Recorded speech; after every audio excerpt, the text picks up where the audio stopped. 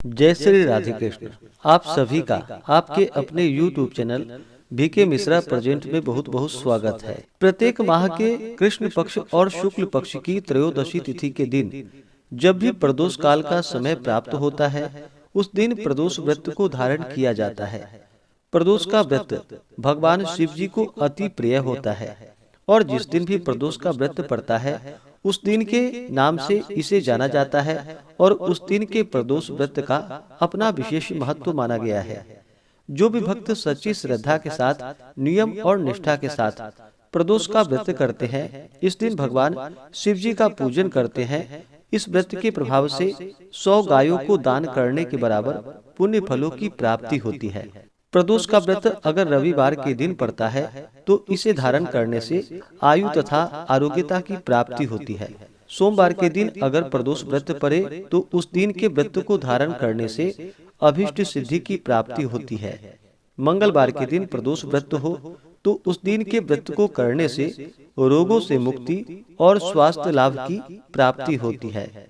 बुधवार के दिन अगर प्रदोष व्रत पड़े तो उस दिन के व्रत को धारण करने से सर्व कामना सिद्धि के लिए बुध प्रदोष का व्रत किया जाता है। गुरुवार के दिन अगर प्रदोष व्रत हो तो उसे धारण करने से शत्रुओं का विनाश होता है तथा शत्रुओं पर विजय की प्राप्ति होती है। शुक्रवार के दिन प्रदोष व्रत धारण करने से सौभाग्य और स्त्री की समृद्धि के लिए शुक्र प्रदोष का व्रत किया जाता है। शनि प्रदोष व्रत को धारण करने से संतान लाभ की प्राप्ति होती है। प्रदोष का व्रत भगवान शिव जी को अति प्रिय होता है और इस दिन विशेष प्रकार से प्रदोष काल के समय में भगवान शिव जी का पूजन किया जाता है।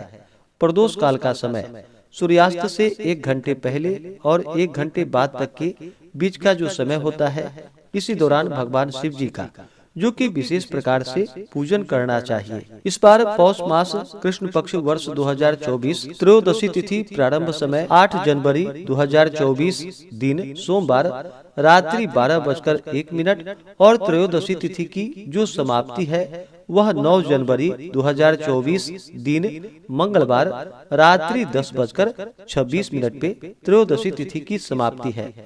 प्रदोष व्रत को जो कि इसे प्रदोष व्यापिनी ली जाती है, इस कारण से प्रदोष का व्रत 9 जनवरी 2024 दिन मंगलवार को सभी व्रत को धारण करेंगे। जब भी मंगलवार के दिन प्रदोष का व्रत पड़ता है तो उस दिन के व्रत को धारण करने से रोगों से मुक्ति और स्वास्थ्य लाभ की प्राप्ति होती है।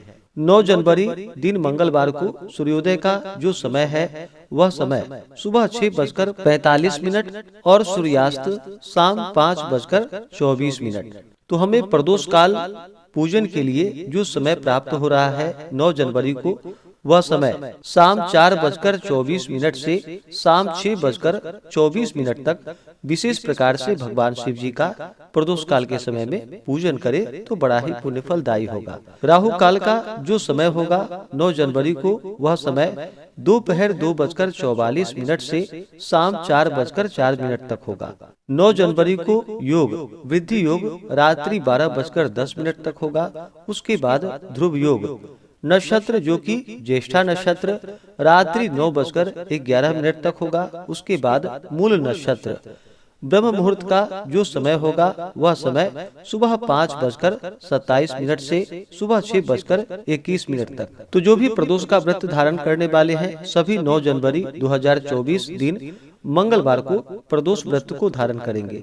प्रदोष व्रत के दिन विशेष प्रकार से भगवान शिव जी का साथ में शिव परिवार का और मंगलवार के दिन प्रदोष का व्रत है तो इस दिन हनुमान जी का पूजन करे तो बड़ा ही पुण्य फलदायी होगा। प्रदोष व्रत के दिन चाहिए कि इस दिन सुबह उठ करके नित्य क्रियाओं से निवृत्त होकर के गंगा नदी में या घर के नहाने के पानी में ही थोड़ा सा गंगा जल मिला करके स्नान करे, शुद्ध वस्त्र धारण करके व्रत का संकल्प ले भगवान शिव जी से प्रार्थना करनी चाहिए कि हे भगवान भोलेनाथ, आज मैं प्रदोष का व्रत धारण करने जा रहा हूँ या करने जा रही हूँ।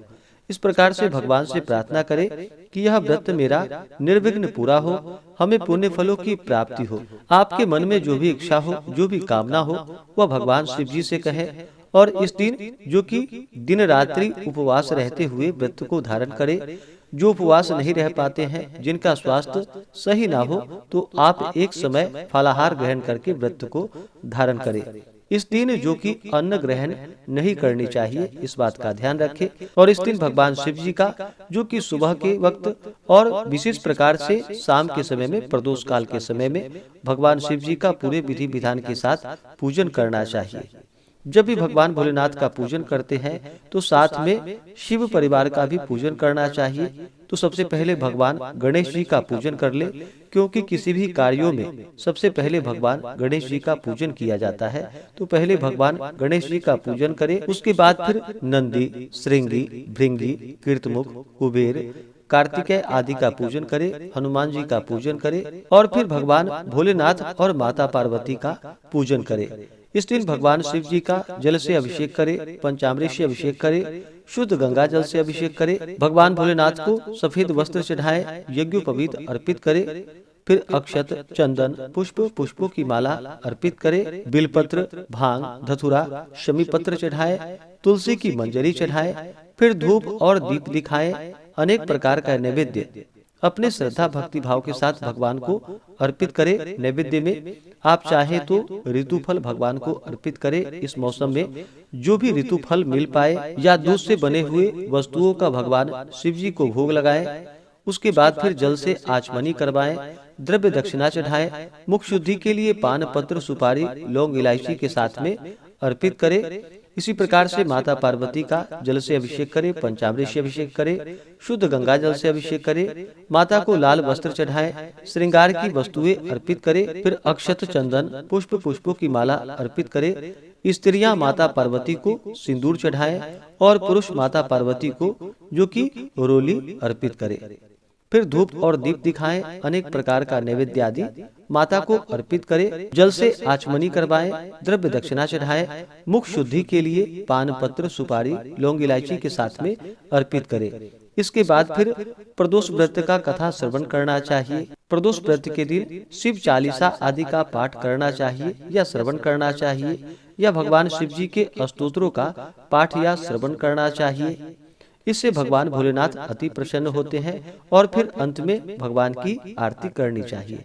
भगवान शिव जी का जो कि आधा परिक्रमा ही किया जाता है, तो भगवान का आधा परिक्रमा करें। पूर्ण परिक्रमा भगवान शिव जी की नहीं की जाती है, इस बात का ध्यान रखें। व्रती को व्रत के दौरान जो कि किसी के ऊपर क्रोध नहीं करनी चाहिए, अपने मन में किसी के प्रति ईर्ष्या या द्वेष का भाव नहीं लाना चाहिए, ब्रह्मचर्य का पालन करना चाहिए। इस दौरान मांस, मदिरा, लहसुन, प्याज आदि का प्रयोग नहीं करना चाहिए। इस दिन ओम नमः शिवाय या श्री उमा महेश्वराभ्याम नमः इन मंत्रों का जप करना चाहिए। प्रदोष व्रत का पारण जो कि अगले दिन जाकर के सूर्योदय के बाद व्रत का पारण करना चाहिए। इससे भगवान शिव जी अपने भक्तों पर अति प्रसन्न होते हैं, अपने भक्तों के दुखों को दूर कर देते हैं तथा सुख और समृद्धि का आशीर्वाद प्रदान करते हैं। तो आशा करता हूँ कि यह जानकारी आपको अच्छा लगा हो। ऐसे ही ज्ञानवर्धक जानकारियाँ प्राप्त करने के लिए चैनल पे अगर आप नए हैं तो चैनल को लाल बटन दबा करके सब्सक्राइब करें, साथ में बेल आइकन घंटी को दबाएं ताकि वीडियो का नोटिफिकेशन आपको समय से मिलता रहे। वीडियो को लाइक करें, शेयर करें, सुखी रहें और स्वस्थ रहें। जय श्री राधे कृष्ण। धन्यवाद।